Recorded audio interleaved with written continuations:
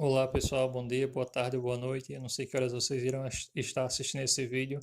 Então, o tema da nossa aula de hoje é a independência dos Estados Unidos. Hoje, a nossa aula tem como objetivos: primeiro, compreender o processo que levou à independência dos Estados Unidos da América. Segundo, contextualizar a Guerra dos Sete Anos, relacionando-a às tensões entre as 13 colônias e a metrópole inglesa. Terceiro, relacionar a Declaração de Independência e a Constituição dos Estados Unidos com as ideias iluministas. E, por fim, analisar as repercussões do processo de independência dos Estados Unidos no mundo. Bem, antes da gente começar a discutir o assunto propriamente dito, vamos relembrar as noções de geografia, tá? Então, nós estamos na América, mais precisamente na América do Sul, e os Estados Unidos fica na América do Norte. Atualmente, os Estados Unidos ele possui 50 estados, mas no processo de independência, quando aconteceu a independência, ele era formado apenas por 13 colônias que estavam subordinadas, ou seja, obedeciam, de certa forma, à Grã-Bretanha, que é a sua metrópole, que era a sua metrópole. A Grã-Bretanha fica na Europa, tá? E ela é formada pelos países da Escócia, Inglaterra e País de Gales. Bem, e qual a importância de se estudar esse tema? Então, a independência dos Estados Unidos influenciou a independência de várias colônias, tanto da Espanha como de Portugal, no caso o Brasil. Também esse evento foi o primeiro movimento que se inspirou no iluminismo e teve vitória, triunfou e pôs em prática as ideias iluministas. E também a independência dos Estados Unidos teve repercussões na Europa, porque a Grã-Bretanha perdeu sua principal área colonial, e na França, anos depois, teve a Revolução Francesa, que pôs fim ao absolutismo. E, por meio desse assunto, também podemos compreender parte da situação político-social atual dos Estados Unidos. Então, voltando um pouco no tempo, vamos compreender os antecedentes da independência das 13 colônias, que ainda não eram Estados Unidos, tá?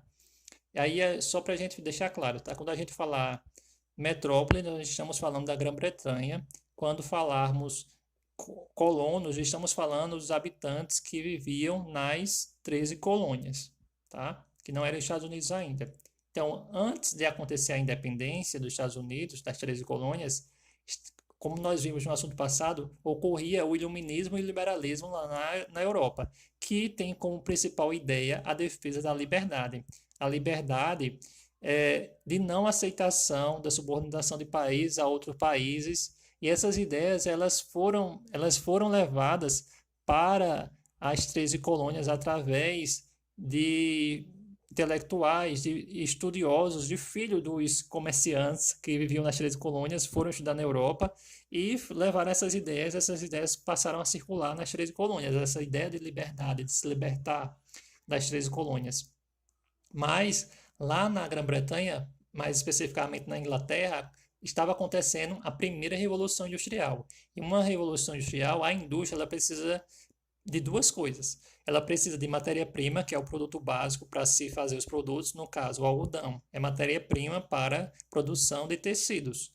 E também a indústria precisa de mercado consumidor, ou seja, pessoas que comprem esses produtos que foram ali fabricados. E a Grã-Bretanha passou a ver as 13 colônias com mais cuidado, com outros olhos, que elas forneciam tanto a matéria-prima como também tinham um mercado consumidor para os seus produtos. E então a Grã-Bretanha passou a tentar impor um controle maior sobre as 13 colônias, que desde o início da colonização tinham certa liberdade econômica de funcionamento. Vamos entender agora qual era o contexto das 13 colônias antes da independência. Então, as 13 colônias eram formadas por dois grupos. Tinha as colônias do norte e as colônias do sul. As colônias do norte, elas se caracterizavam por ter sido colônias de povoamento, ou seja, os grupos que vieram da Europa pretendiam se estabelecer naquela região e ali construir suas vidas. E aí essas colônias do norte se caracterizavam pela policultura, ou seja, o produto de vários produtos agrícolas, diversos produtos agrícolas, e a mão de obra livre, que gera renda, atividades realizadas por artesãos, ou seja, manufatura, e ter um mercado interno, ou seja, pessoas compravam tanto internamente como eles vendiam também os produtos para fora. E a colônia do Sul, as colônias do Sul, elas se caracterizavam pelo plantation, que significa monocultura, que é basicamente o produto de um único agrícola, um único produto agrícola que é produzido, no caso era algodão, e a mão de obra escrava, negra, dos afrodescendentes que eram levados para lá, e o latifúndio, que é a grande propriedade de terras. E como eles produziam o algodão e vendiam à Inglaterra, eles ficavam receosos em estabelecer em acabar com essa relação, né? Em se tornar independente da Inglaterra. As 13 colônias também, elas não obedeciam comercialmente à ideia do mercantilismo, porque elas não comercializavam apenas com a Inglaterra, elas também comercializavam com a África, fazendo o que se conhece como o estabelecimento do comércio triangular, tá? Que esse comércio que era feito entre a América do Norte, entre as 13 colônias, e a África e a Grã-Bretanha, a metrópole. Bem, a partir de 1756, alguns eventos vão ocorrer que vão acelerar o processo de independência. O primeiro evento foi a Guerra dos Sete Anos, que ocorreu de 1756 até 1763 e foi travada entre a França e a Inglaterra pela disputa entre esses dois países, por áreas indígenas do Vale do Rio Ohio. Bem, quem saiu vitorioso dessa guerra foi a Inglaterra, mas essa guerra teve altos custos para os cofres da coroa da Grã-Bretanha. E para recuperar o que havia gastado e também aumentar o controle sobre as 13 colônias, a Inglaterra, a Grã-Bretanha, resolveu criar alguns impostos, o que aumentou a tensão entre os colonos e a Grã-Bretanha. Bem, desses primeiros impostos foi a Lei do Melaço, que ele mal aparece nos livros porque ele nunca foi cumprido. Em seguida veio a Lei do Açúcar, que ficou também conhecido como Lei da Receita, e estabelecia tarifas alfandegárias, ou seja, taxas, impostos sobre os produtos importados, açúcar, vinho, café e outros produtos. Com isso, a entrada desses produtos nas 13 colônias ficava caro. E aí os colonos começaram a não gostar dessa situação. Em seguida veio a Lei do Selo, que determinava que todos os produtos, todos os impressos, livros, jornais, documentos oficiais, tudo deveria conter um selo real para comprovar que sua circulação havia sido autorizada. Os colonos reagiram a isso, quebraram algumas agências postais e os comerciantes britânicos viram que aquilo estava atrapalhando seus negócios e pressionaram o parlamento britânico da Grã-Bretanha para acabar com essa lei. E um ano depois ela foi anulada. Mas em seguida outra lei veio e essa lei foi os colonos aí que aumentou as tensões ainda mais. Foi a Lei do Chá de 1773. Por essa lei, a Companhia das Índias Orientais, ela assumiu o controle, o monopólio sobre o fornecimento de chá para a América, para as 13 colônias, e impedia o comércio interno do chá, que era uma prática cultural dos colonos, nas 13 colônias. Tá? Os colonos reagiram a isso e, disfarçado de indígenas, eles invadiram navios britânicos que estavam ancorados no porto de Boston e despejaram no mar toda a carga de chá que havia nesses navios. Esse episódio ficou conhecido como Festa do Chá de Boston. Em resposta a isso, ao que esses colonos tinham feito, a Inglaterra criou as Leis Intoleráveis. Essas leis determinavam o fechamento do porto de Boston até que os colonos envolvidos pagassem todo o valor do chá jogado ao mar, a ocupação da colônia por tropas do exército inglês, no caso da Grã-Bretanha, a restrição do direito de reuniões, o que impedia manifestações públicas que fossem contrárias à metrópole, o controle militar de algumas terras e a prisão e o julgamento por tribunais da metrópole dos colonos participantes do protesto da festa do chá de Boston. Essas leis intoleráveis, elas foram o estupim, ou seja, o motivo principal que desencadeou a independência dos Estados Unidos. Foi assim um marco, tá? Então, a partir dessas leis, os colonos eles reagiram e os representantes de 12 colônias, ficou de fora nesse primeiro encontro a colônia da Geórgia. Então, eles organizaram o primeiro Congresso Continental da Filadélfia e decidiram boicotar, ou seja, não comprar os produtos ingleses, enquanto a Grã-Bretanha não anulasse as leis intoleráveis. A Grã-Bretanha reagiu a isso e enviou mais tropas, mais exército para as 13 colônias.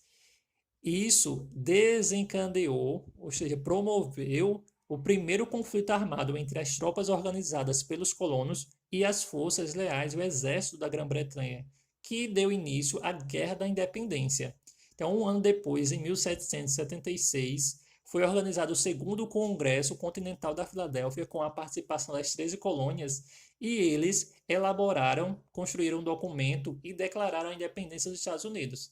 Esse documento, a Declaração da Independência dos Estados Unidos, foi escrito sob a direção de Thomas Jefferson e possuía influência explícita do iluminismo, das ideias de John Locke, do direito dos indivíduos à vida, à liberdade, assim como de resistir contra a tirania e contra qualquer governo que desrespeitasse esses direitos.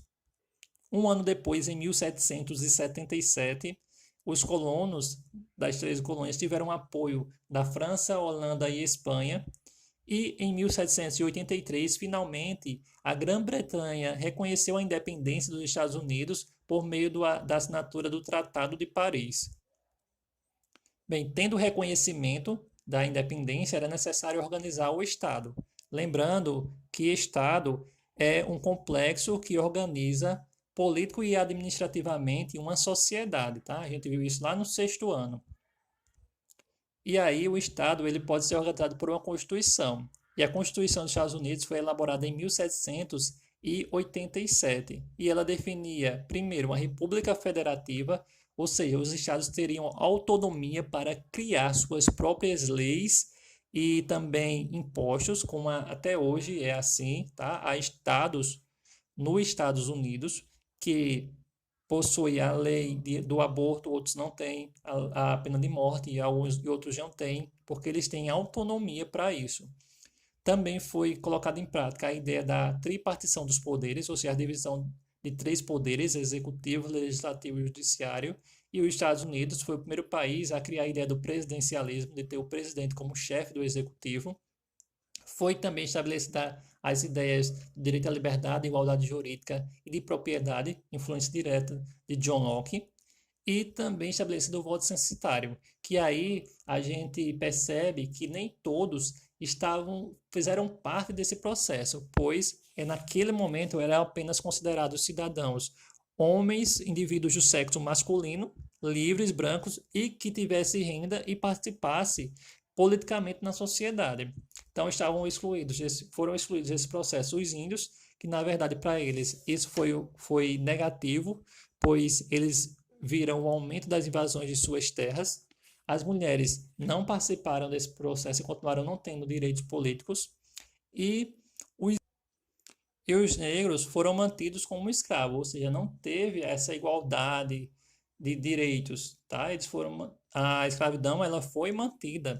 E isso se reflete até os dias de hoje em tensões raciais entre brancos e negros, tá? Uma vez que em várias regiões dos Estados Unidos, a discriminação e há afrodescendentes que possuem diferenças grotescas de índice de pobreza, e nós vimos isso atualmente refletido na questão que envolveu o George Floyd, né? A morte de George Floyd, que foi feita covardemente por um policial branco. Bem, organizado o Estado, era necessário construir a nação, que Estado é diferente de nação. Nação é construída a partir de uma identidade que se estabelece nacional, tá? Para se formar o Estado-nação. E essa identidade é formada principalmente também por símbolos nacionais. E aí foi criada a primeira bandeira dos Estados Unidos, com 13 listras e 13 estrelas que representava cada estado dos Estados Unidos, naquele momento, tá? A ideia de identidade nacional, ela é perigosa, ela é debatida por vários historiadores, porque é o seguinte, essa ideia ela pode anular as identidades que são regionais, ou seja, que estão dentro de um país. No caso do Brasil, a gente pode ter a identidade nacional, mas as identidades regionais dos grupos que vivem dentro do país, a identidade do Norte, do Nordeste, e isso não pode ser anulado. Então, a gente não pode, em nome de uma ideia de construção de uma nação, anular as identidades regionais, as identidades dos grupos que vivem dentro de um território, tá bem? Então, a nossa aula foi isso, pessoal. Obrigado e até a próxima.